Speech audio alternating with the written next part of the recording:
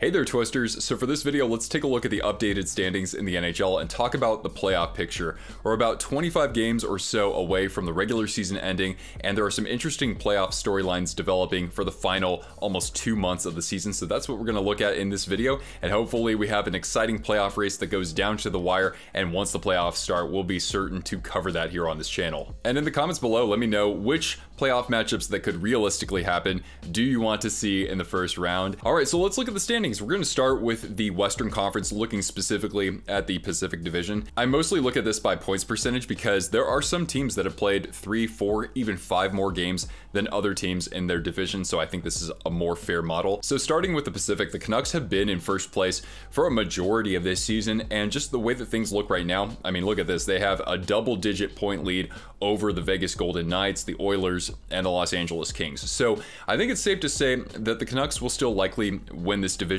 I know they've been sliding a little bit recently, but they've been very consistent over the course of this year. But then you have this total logjam for second, third, and fourth. However, it looks like all 3 of these teams should be able to get into the playoffs, barring some sort of catastrophic collapse. And I know that a team like the Golden Knights have certainly been suffering their injuries recently, with somebody like Jack Eichel being week to week and Mark Stone also being placed on injured reserve. So as far as first round matchups, we could see the Canucks taking on one of these teams as a wild card, or perhaps if the Canucks were to be first place in the Western Conference, they would take on the second wild card, which would likely come from the Central Division. So for the other matchup in this side of the bracket, we could see a team like the Edmonton Oilers host the Los Angeles Kings again. They've played each other in the playoffs the past 2 years. The Oilers, of course, also played the Golden Knights coming in the second round, so there's going to be a lot of familiarity for those 3 teams. And frankly, I wouldn't mind seeing the Golden Knights and the Kings play each other in the first round either. And one other thing that I'll be sure to point out through the remainder of this video is the remaining strength of schedule. So how good is your opposition over the last 20-something games? So Vancouver has the toughest remaining strength of schedule in this division. Vegas is just behind them. Los Angeles, though, does have an easier strength of schedule, so you could argue that there's a greater chance that they could finish as high as second in that division, although some teams actually play better against playoff caliber opponents. Then let's look at the Central Division, and when you look at the points percentages, it's kind of becoming a 2-team race between the Winnipeg Jets, who have largely been at the very top for most of this year, in addition to the Dallas Stars. Meanwhile, the Avalanche, they could still very much contend for this division, but it's been a little bit of a struggle for them as of late. They did get Valeri Nichushkin back in practice, so that's great for them. He was playing at just about a point per game. But the Avs, just like the Winnipeg Jets, will be having one of the harder schedules in the division going forward, whereas Dallas, they're the 3rd easiest. As for the Stars being able to contend for that division, we also have to take into consideration that Tyler Seguin is being listed as week to week, so he could miss significant time. I would still think he'd be back before the playoffs, knock on wood. And the Stars will certainly be a team to watch, especially this week, because they've got a game against the Avalanche tomorrow night. They're 0-1-1 so far. They struggled against them last season, and they also play the Jets later this week too. So the way the Western Conference is shaping up, I think we already know 7 of the 8 teams that will be in the playoffs. It's just a matter of seeding, right? So 4 from the Pacific, at least 3 from the Central, and then there's that second wild card. So you've got a handful of teams that are very much in position to actually secure that spot. We got teams like the Predators, the Blues, the Minnesota Wild, and in the Pacific side of things, we've got the Kraken and the Calgary Flames. Now, one huge factor is the trade deadline. Now, will any of these teams actually be aggressive and try to make a move that augments their roster?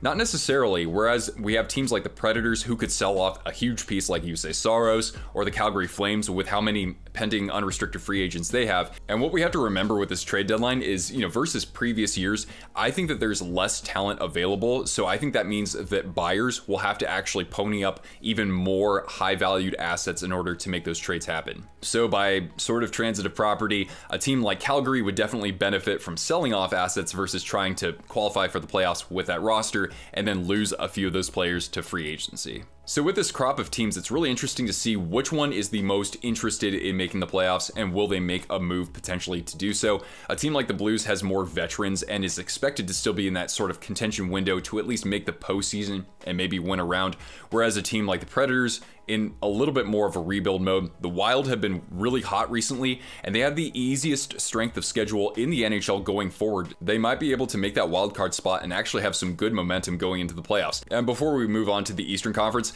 this is what the playoffs would look like in the first round if we're going on points percentage for the Western Conference. So Winnipeg would have the #1 overall seed. They're just a little pinch ahead of the Canucks. They would play the second wild card, the Nashville Predators, and there is some bad blood between those two teams.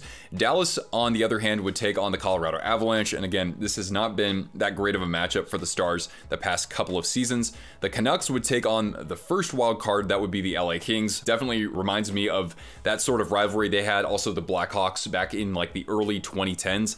And then we'd have the Edmonton Oilers against the Vegas Golden Knights, who have certainly been kind of a kryptonite for them. Now let's go to the Eastern Conference, and when we talk about the best record in the conference and possibly the President's Trophy, there are three teams that are bidding for that right now. The first, the New York Rangers. They were on a 10-game winning streak, recently came to a close. You've got the Boston Bruins, and also in that same division, the Atlantic, you've got the Florida Panthers. Now, whereas the Panthers and Bruins should be jockeying for that division title through the rest of the season, it probably won't look like that for the Rangers. I think they have enough of a cushion right now over the Hurricanes, as good of a team as they are, and I think the Rangers will be able to win that division fairly comfortably. And just below them, it looks like the Hurricanes have all but secured that number 2 spot. It's really that number 3 spot that is probably the most interesting among all playoff conversations, because the way things have been going as of late, it looks like the Atlantic Division would send 5 teams into the playoffs, whereas the Metro would only have 3, and you have a pretty good logjam there between 3rd and as far low as 6th or even 7th in that division.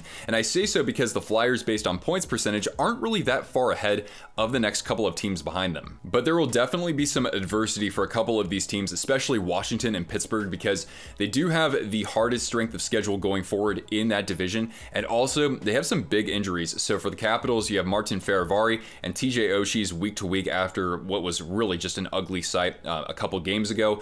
As for the Penguins, they're dealing with the Jake Gensel injury for the next couple of weeks, and also Brian Rust could be out for a while. We don't know exactly what's wrong with him. As for the Devils, they kind of seem to be a one step forward, one step back kind of team. They really haven't caught fire just yet, as they've gotten mostly healthier. I know Dougie Hamilton has certainly been a key piece who's been out of the lineup, but certainly they haven't looked like the Devils from this past season. We'll see how aggressive they are at the trade deadline if they try to stockpile their goaltending by adding somebody like a Jussi Saros or even a Jacob Markstrom. We've heard his name before too, even though that trade would be pretty difficult to work out. And as for the Islanders, they've just been slowly tailing off as well. Philly, it looked like they were going to tail off earlier in the season, but then they got hot again. They've been a bit streaky. Can they still make it in? I don't think it's a guarantee, even though they have the points gap between them and the next place team. It's really points percentage and how many games they've played versus the others. And then let's look at the Atlantic Division. So I already talked about Florida and Boston, and they've been really good for just nearly the entire year, just on a consistent basis. But you've got the Maple Leafs in 3rd, and one thing that I pointed out with Toronto was that they weren't winning games in regulation for much of the season, but recently they've been killing it. So they've won 11 of their last 13 games, and 9 of those 11 wins came in regulation. And even though that doesn't necessarily mean that you're going to be higher or lower in the standings at the end of the year, what it signifies to me is that if you're good at playing 5-on-5 hockey and don't have to rely on 3-on-3, then I think you're better prepared for the playoffs. But I think it's safe to say they're in no matter what. It's really the wild card race in the Eastern Conference that we're looking forward to. I mean, that's how things usually work for the playoffs. But to me, at least, it's awesome to see that the first wild card right now, if we look at points percentage, would be this team, the Detroit Red Wings, rocking the Pavel Datsyuk jersey here. So this would be their first time making the playoffs in 8 years. And I think Detroit has been one of the hotter teams over the past couple of weeks. And so that means that they might even load up a little bit at the trade deadline, bolster their roster, whereas last year they were looking to sell off pieces like Filip Hronek. And the other team in the wild card race from this division is the Tampa Bay Lightning. And I just have not been all that impressed with this team this year. However, Nikita Kucherov, at least he has to be the front runner for the MVP, because he just scored his 100th point, I think in his 59th game. That's one of the fastest we've seen over the last 30 years. He's putting the team on his back. And when you look at the situation going forward for the Lightning, they have one of the easier strengths of schedule remaining for teams in the East. They have the easiest out of anybody in the Atlantic, and they even have an easier strength of schedule versus a couple of those wild card hopefuls from the Metropolitan. Now, I don't want to turn a blind eye completely to the Senators and Sabres. They've been playing great recently over their last 10 games or so, but Buffalo has the hardest remaining strength of schedule in the NHL, and I just think that with 25 games, it's a little bit too little too late, I'd say. But I don't think it's a lock just yet that the Lightning make the playoffs, even though they have a bit of a cushion by points and points percentage over those teams in the Metro. They do have their fair share of injuries, just like Washington and Pittsburgh. So just like I did with the Western Conference, let's look at the playoff picture. If the playoffs started today, the Florida Panthers would be the 1 seed in that conference just by a hair. They would battle the second wild card, and that is the Tampa Bay Lightning. So we'd have the Battle of Florida once again, and I think that I could speak for a lot of us. We'd really like to see that because it's particularly nasty. The Boston Bruins would be the 2 seed. They would host the Toronto Maple Leafs, and of course we know about their playoff rivalries dating back the previous decade. The number 1 from the Metropolitan Division, the New York Rangers, would take on the first wild card, the Detroit Red Wings, so we'd get an original 6 battle. I would absolutely love to see that. And this is something that we've seen not really change over the last, I don't know, almost couple months, but the Carolina Hurricanes would be the 2 seed and the Philadelphia Flyers would be the 3rd seed. Now let's look at some of the big games to look out for this upcoming week, and there are plenty of great ones. Some I won't even mention here, but today we've got Kings versus Oilers. Again, a very possible first round matchup that we could see, and we already saw that the past two did I almost say the past 2 previous postseasons? Anyway, next day, February 27th, we've got Capitals and Red Wings, right? Capitals trying to get back in that playoff conversation. They've been playing a little bit better as of late, but again, the injury to Oshie could certainly be significant for them. We've got Lightning versus Flyers. Again, 2 teams that are still hanging on to their playoff spots.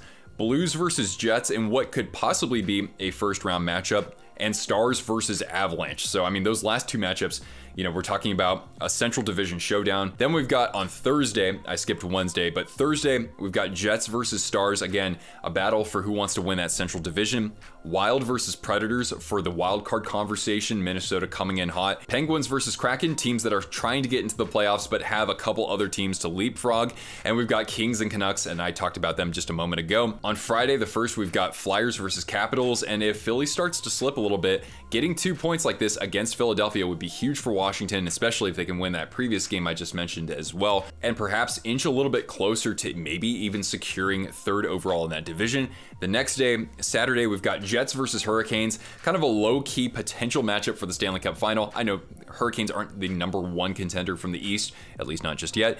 Then we've got Panthers and Red Wings. That is a possible first round matchup. We've got Wild versus Blues. That's a good Central Division rivalry. And again, talking about that second wild card. And we've got Rangers versus Maple Leafs, which could be an Eastern Conference final, although I know Toronto in the playoffs, right? But it should make for some very exciting hockey nonetheless. All right, Twisters, well, which playoff matchups do you want to see the most? Let me know in the comments down below, realistically speaking now. And also be sure to keep up with me on social media. We're on Instagram, X, Rumble, and we also have a great Discord community that's really heating up as the season progresses. So be sure to check that out if you haven't just yet. All right, guys, I appreciate you watching. I'm Nick. Oh, be sure to leave a thumbs up.